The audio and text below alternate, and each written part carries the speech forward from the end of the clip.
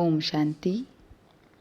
आज की तारीख है 30 अगस्त 2021।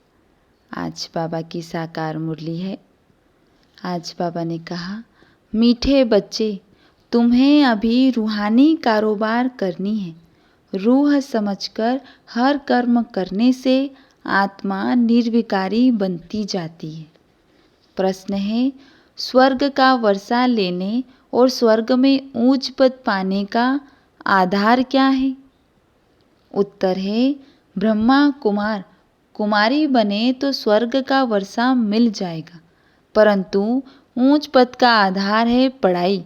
अगर बाप का बनकर अच्छी रीति पढ़ाई पढ़ते रहे, पूरा पवित्र बने तो राजाई पद मिलता है। कोई पूरा चढ़ते नहीं, कर्म बंधन है, पूरा पवित्र नहीं बने और शरीर छूट गया तो प्रजा में भी साधारण पद पा लेंगे। ओम शांति। रूहानी बच्चों को रूहानी बाप समझा रहे। यहाँ रूहानी कारोबार है, बाकी सारी दुनिया में जिस्मानी कारोबार है। वास्तव में कारोबार चलती है रूहों की।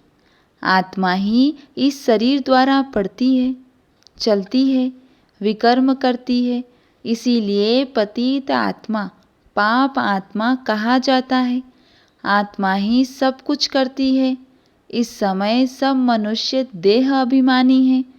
मैं आत्मा हूँ समझने बदले समझते हैं मैं फलाना हूँ, यह व्यापार करता हूँ, यह फलाने कामी क्रोधी है, शरीर का ही नाम लेते हैं। इसको कहा जाता है देह अभिमानी दुनिया, उतरती कला की दुनिया। सतयुग में ऐसे नहीं होता, वहाँ देही अभिमानी होते हैं। तुमको देही अभिमानी बनाया जाता है। अपने को आत्मा निश्चय करो। मैं आत्मा यह शरीर रूपी चोला धारण कर पाठ बजाती हूँ। वह एक्टर्स भी भिन्न भिन्न कपड़ा बदली कर पाठ बजाते हैं। बाप कहते हैं, तुम आत्माएं पहले शांति धाम में थी, तुम्हारा घर है शांति धाम। जैसे वह हद का नाटक होता है, यह फिर है बेहद का नाटक। सभी आत्माएं परमधाम से आती है, परमधाम से आकर शरीर धारण कर पाठ बजाती है। आत्माओं का असुल घर है परमधाम। उन एक्टर्स का तो घर यहाँ ही होता है, सिर्फ ड्रेस बदली कर आकर पाठ बजाते हैं। तो बाप बैठ समझाते हैं, तुम आत्माएं हो। बाप तो बच्चे बच्चे ही कहेंगे, सन्यासी बच्चे बच्चे नहीं कहेंगे। बाप कहते हैं, मैं पतित पावन तुम सभी आत्माओं का बाप हूँ, जिसको तुम गॉड फादर कहते हो। गॉड फादर तो निराकार है। ब्रह्मा विष्णु शंकर को भी गॉड फादर नहीं कहेंगे, उनमें भी आत्मा है, परंतु उनको कहते हैं ब्रह्मा देवताय नमः, विष्णु देवताय नमः। देवताएं क्या करते हैं यह किसको पता नहीं है। बाप ही आकर समझाते हैं, तुम कैसे ड्रामा प्लेन अनुसार पाठ बजाते हो। दुनिया एक ही है, ऐसे नहीं कोई नीचे पाताल व ऊपर में दुनिया है। दुनिया एक ही है जिसका चक्र फिरता रहता है। लोग तो कह देते हैं मून में प्लांट लेंगे, बाकी समझते हैं कितने बच्चे इंसॉल्वेंट बन पड़े हैं। भारतवासियों के लिए ही कहते हैं, तुम कितने साहूकार समझदार थे। इन लक्ष्मी नारायण का सारे विश्व पर राज्य था, जिसको कोई लूट न सके। वहाँ कोई पार्टीशन आदि नहीं होती। यहाँ तो कितनी पार्टीशन है, आपस में टुकड़े टुकड़े पर लड़ते रहते हैं। तुम सारे विश्व के मालिक थे। सारा आकाश पृथ्वी समुद्र सब तुम्हारा था, तुम उनके मालिक थे। अब तो टुकड़े हो गए हैं, यह किसको पता नहीं है।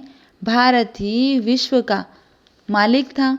बाप समझाते हैं, आत्मा को जो पाठ मिला हुआ है वह कभी घिसता नहीं, चलता ही रहता है। अभी तुम फिर से मनुष्य से देवता बन रहे हो, फिर 84 जन्म लेंगे। तुम्हारा पाठ चलता ही रहता है, कभी बंद नहीं होता। कोई मोक्ष आदि पाते नहीं, जितने अनेक गुरु, अनेक शास्त्र, उतनी अनेक मतें होती हैं। मनुष्यों में कितनी अशांति है। जहाँ भी जाओ कहेंगे मन को शांति कैसे मिले। यह देह अभिमान में आकर कहते हैं। बाप समझाते हैं मन और बुद्धि यह है आत्मा के आर्गन्स, बाकी यह सब शरीर की इंद्रियां हैं। आत्मा कहती है मेरे मन को शांति कैसे मिले। वास्तव में यह कहना गलत है। तुम आत्मा हो, तुम्हारा स्वधर्म ही शांत है। तुम ऐसे कहो मुझ आत्मा को शांति कैसे मिलेगी। इसमें कर्म तो करना ही है। यह बातें बाप ही बैठ समझाते हैं। दुनिया में यह ज्ञान किसको नहीं। वहाँ है भक्ति मार्ग, उनको ज्ञान का पता नहीं है। ज्ञान तो एक बाप ही देते हैं। बाप खुद कहते हैं मैं कल्प कल्प कल्प के संगम युग पर आता हूँ। कलयुग के अंत में सभी पतित हैं। यह है रावण राज्य। रावण को जलाते भी भारतवासी ही हैं। बाप पतित पावन का जन्म भी यहाँ है, तो रावण का जन्म भी यहाँ है। रावण तो सबको पतित बनाते हैं, इसीलिए उनको जलाते हैं। यह बातें किसकी बुद्धि में नहीं है। अब भारत में कृष्ण जयंती मनाते हैं, कृष्ण की लीला भजन आदि करते हैं। अब बाप कहते हैं वास्तव में कृष्ण लीला कुछ है ही नहीं। कृष्ण ने क्या किया। कहते हैं कंसपुरी में जन्म लिया। अब कंस तो डेविल को कहा जाता है। सतयुग में डेविल कहाँ से आए। तुम जानते हो कृष्ण की आत्मा जो सतयुग में थी वह अपने 84 जन्म भोग इस समय पति से पावन बन रही है, अपना पद फिर से ले रही है। वैसे ही तुम कृष्णपुरी में रहने वाले थे, 84 जन्म ले, अब फिर अपना पद ले रहे हो। जयंती मनानी है वास्तव में शिव बाबा की। जो शिव बाबा सबको हेल से हेवन में ले जाते हैं, नरक से स्वर्ग में ले जाते हैं। उनकी कोई लीला है नहीं। कहते हैं कि हे पतित पावन बाबा आओ, आकर हमको हेल से हेवन में ले जाओ, नरक से स्वर्ग में ले जाओ। आप हमारे बाबा हो तो हम स्वर्ग में होने चाहिए। हम बाप के बच्चे हैं, विशेष दुनिया में क्यों हैं। इसीलिए बुलाते हैं हे गॉड फादर हमको दुख की दुनिया से लिबरेट करो। यह भी ड्रामा में नूंद है। बाप कहते हैं इस ड्रामा को कोई नहीं जानते। शास्त्रों में ड्रामा की आयु लंबी लिख दी है। नई दुनिया को पुरानी बनना ही है, सतो रजो तमो में आना ही है। यह है बेहद की बात। अभी तुम फिर से विश्व के मालिक बन रहे हो। भारतवासी जो नई दुनिया में थे वही 84 जन्मों का पाठ बजाएंगे। अभी तुम पवित्र बनते हो, बाकी सब मनुष्य पतित हैं। तब तो पावन के आगे जाकर नमन करते हैं। पावन को पावन नमन क्यों करेंगे। सन्यासी पावन है तब तो पतित मनुष्य उनके आगे माथा झुकाते हैं। कन्या पवित्र है तो सब उनके आगे सिर झुकाते हैं। वही कन्या शादी कर ससुर घर जाएगी तो माथा टेकना पड़ता है। अभी बेहद का बाप आए हैं सबको पावन बनाने। वह सब है कलयुग में, तुम हो अभी संगम पर। अब तुमको पति दुनिया में नहीं जाना है। यह है ही कल्याणकारी युग। बाप आकर सबका कल्याण करते हैं। तुम अभी कृष्ण जयंती मनाएंगे, नहीं तो लोग समझेंगे यह तो नास्तिक है। नास्तिक वास्तव में उनको कहा जाता है जो अपने बाप को और रचना के आदि मध्य अंत को नहीं जानते हैं। इस समय सब निधन के आर्फन बन पड़े हैं। घर घर में झगड़ा है, एक दो को मारने में देरी नहीं करते। इसीलिए इसको नास्तिकों की दुनिया कहा जाता है। बाप को न जानने वाले हैं, तुम हो जानने वाले। अभी तुम समझते हो कि हम पत्थर बुद्धि थे, बाप हमको पारस बुद्धि बना रहे हैं और कोई तकलीफ की बात नहीं। बाप सिर्फ कहते हैं 1 घंटा पढ़ो, अपने को आत्मा समझ मुझ बाप को याद करो। शरीर को याद करेंगे तो लौकिक संबंधों की याद आएगी। देही अभिमानी रहेंगे तो मुझ बाप की याद रहेगी। यह तो है ही विशेष दुनिया, विकारी दुनिया। विषय सागर में गोते खाते रहते हैं। विष्णु को क्षीर सागर में दिखाते हैं। कहते हैं वहाँ घी की नदियाँ बहती है, यहाँ तो घासलेट भी नहीं मिलता। फर्क है ना। तो तुम बच्चों को कितनी खुशी होनी चाहिए। बाप ही खिवैया है ना, गाते भी है ना, नैया मेरी पार लगाओ। यह सब नई आए हैं। खिवैया एक बाप ही है। यह शरीर यहाँ ही छोड़ देंगे, बाकी आत्माओं को पार ले जाएंगे शांति धाम में, वहाँ से फिर भेज देंगे सुख धाम में। परमपिता परमात्मा को ही खिवैया कहा जाता है। बाप की ही महिमा गाते हैं अनेक प्रकार से। अभी तुम पवित्र बन पवित्र दुनिया के मालिक बनते हो। श्री श्री शिव बाबा आए हैं श्रेष्ठ बनाने। खुद भगवान कहते हैं यह भ्रष्टाचारी दुनिया है। अभी तुम परम पिता परमात्मा की श्रीमत पर चल श्रेष्ठाचारी बनते हो।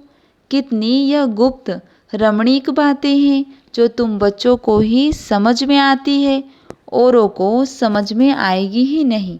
तुम जानते हो कि अभी देवी देवता धर्म का कलम लग रहा है। जो भी देवी देवता धर्म वाले और धर्मों में चले गए हैं वही आकर फिर ब्राह्मण बनेंगे। ब्रह्मा कुमार कुमारी बनने बिगर बाप से वर्षा स्वर्ग का ले नहीं सकते। अभी तुम ब्रह्मा कुमार कुमारियाँ स्वर्ग का वर्षा ले रहे हो। जितना पुरुषार्थ करेंगे कराएंगे उतना ऊंच पद पाएंगे। सब तो इतना नहीं कर सकते। पूरा नहीं पढ़ेंगे तो उसका नतीजा क्या होगा। अगर शरीर छूट जाए तो स्वर्ग में आ जाएंगे, परंतु प्रजा में बिल्कुल ही साधारण। अगर बाप का बनकर अच्छी रीति पढ़े तो राजाई पद पा सकते हैं।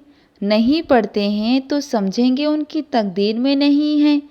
पवित्र रहेंगे पढ़ेंगे तो ऊंच पद पाएंगे। अपवित्र होने से बाप को याद नहीं कर सकेंगे। ऐसे भी बहुत है। कर्म बंधन का हिसाब जब छूटे, गाड़ी के दोनों पहिया पवित्र होंगे तो ठीक चलेंगे। दोनों पवित्र रहेंगे तो ज्ञान चिता पर बैठ जाएंगे, नहीं तो खिटखिट होती है।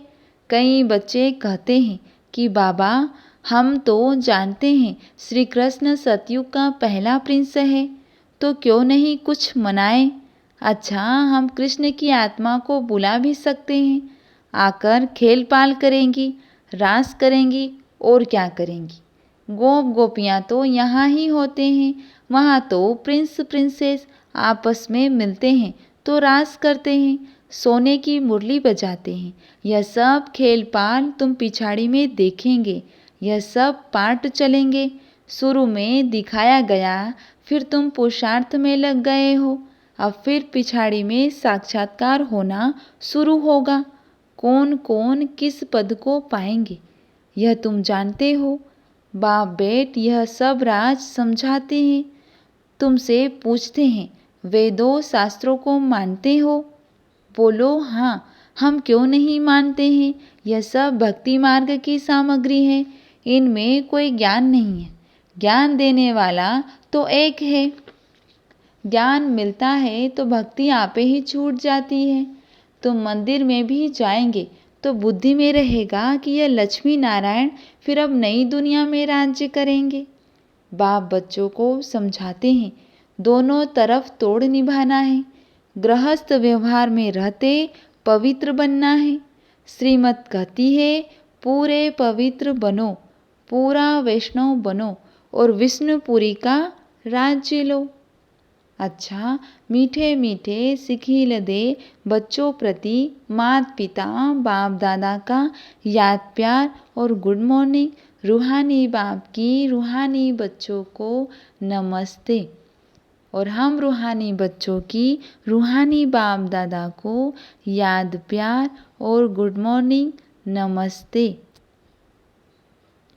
धारणा के लिए मुख्य सार है योग द्वारा कर्म बंधन का हिसाब किताब चुकतू कर पावन बनना है। ज्ञान चिता पर बैठना है। पूरा पूरा वैष्णव अर्थात पवित्र बनना है।